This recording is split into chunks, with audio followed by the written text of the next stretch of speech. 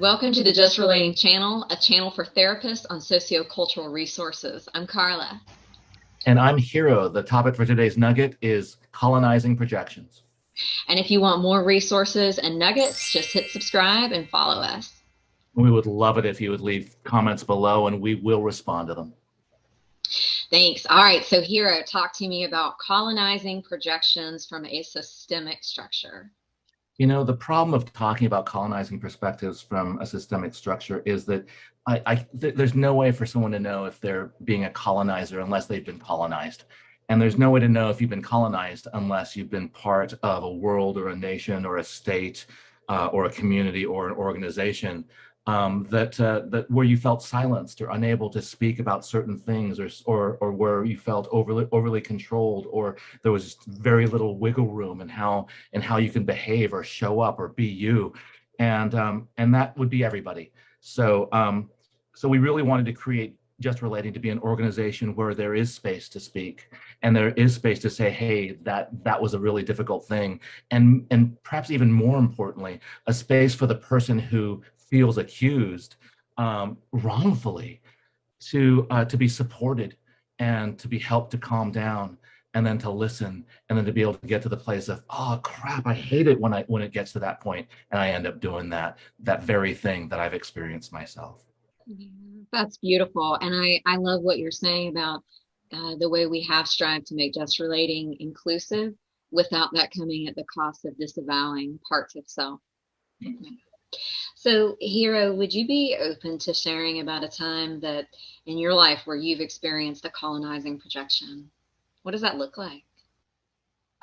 Well, for me, it looks like being a kid that was made in Japan, and sometime after showing up in North America, finding myself with my parents in Tuscaloosa, Alabama, in 1971, and the language for what was happening, like in retrospect, I would be able to call it microaggressions, but that wasn't even a term for another decade. And I would have called it bullying, but I thought that was just the rite of passage for being able to be included. And all I knew was it really felt bad. It felt bad to be able to have to go through the things that seemed required in order to be included. But what's worse about that is that I'm a small class of bullies that developmental psychologists like Kenneth Dodge are really fascinated by, victims of bullying that end up being bullies. In other words, I knew exactly what it felt like to feel the alienation, the marginalization, and the horrible ickiness of I don't want to be me, of being bullied. And what did I do? I didn't like that feeling so much. I disavowed it and became a bully myself. And the horrible part about that, well, it's not even the worst part. It's not the worst part of that where I go home, and after I get home, my Japanese-ness kicks in, and all of a sudden I'm like, oh, filled with shame and regret. That's not the worst part. The worst part is all the times that I would realize later I behaved in bullying ways, but had no idea. Had Mm, no idea.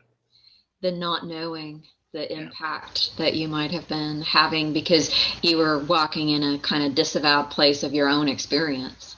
exactly. Exactly. Trying to claim power that I thought I couldn't have, and then finding I could have it and not realizing the cost. I love you, my friend, Hero, and I think you are courageous and bold just to speak your truth right now. I respect you, mad respect. Mm, thank you. Received. How about you? Can you speak to some experience of feeling like you've been a victim of colonizing perspective? Yeah, I can say that it might come from sort of originating in the deep South, being made there, and the signals that I got about myself as a woman, and then continuing as a woman professionally, that the way that I was doing something was wrong, when really I might just be showing up in an authentic way that might be posed as a threat in a sense to someone else's sort of superiority. And so me as a woman coming into contact with others' insecurities has been a very dangerous place where I have felt spoken for, spoken around, spoken about, And my experience is the sense of a tsunami coming in my direction, and I have to expend extensive energy just to exist, just to be able to make a small utterance of my authentic experience, where I have to first calm the fears of the other's insecurities to help Mm. create space for me. That is my experience of a colonizing projection. Wow, that sounds so exhausting and difficult. It sounds like it was happening long before we started having conversations around narcissistic injuries and toxic masculinity. So, wow. You just go ahead and name those right there, don't you? Yes. And I think for me as a therapist, then I want to be really sensitive about the ways that I might recapitulate some of those injuries. And for me, there's two things that I notice happen for me sometimes that are cues that I might be stepping into the place of being a colonizer. Um, and that is when I have a really tough session with someone, and I notice myself between sessions having thoughts like, what a difficult person they are. I have left a space of humility where I'm honoring the injury and the wound and the privilege it is for me to be welcomed into someone's sacred ground to try and support treating a wound. That is a place of high calling and high responsibility. And as soon as I start to think about it in pathologizing and stigmatizing language, I know I'm entering into a place where I could colonize. Mm. The other is, and I'm guilty of this, and I think a lot of folks in the therapy field could be, when we are moving at such fast pace in our lives that we enter into a dissociative whir of energy, that we cannot slow down to embody a way of being that holds curiosity, that holds not knowing. That's another cue I try to be aware of for myself, that I might have the propensity to colonize. How Mm. about how about you?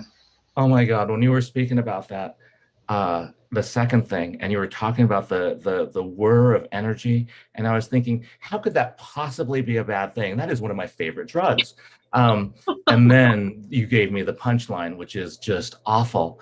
Um, and for me, thank you so much for both of those. For me, if I were to speak to the first thing, and actually to both things, the worst part is I don't know. I don't know. There might be a small voice that says, you know, it's a bad idea, hero, and we're like, don't go there.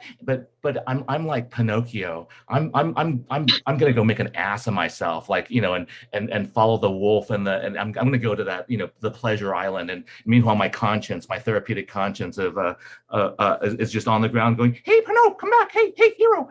And it's awful because when I enter that space of I know what needs to happen for the patient, and and they're just not cooperating.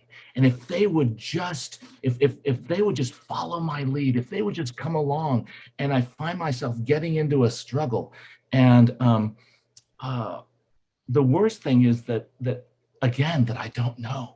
I don't know until after, because I'm convinced. I feel it's when I become evangelical about a therapeutic best practice, and I just, oh, come along with me if you'll just do this, and they're like, I can't go there, and I'm like, you just can't go there because you think that that's your problem, but that's not your problem. Your problem's over here, and they're like, that's not my problem.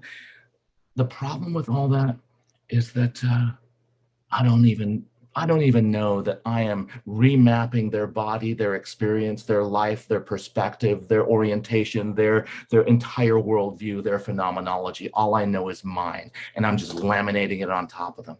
And if it weren't for, I guess the spiritual language would be grace, but the therapeutic language would be the therapeutic alliance.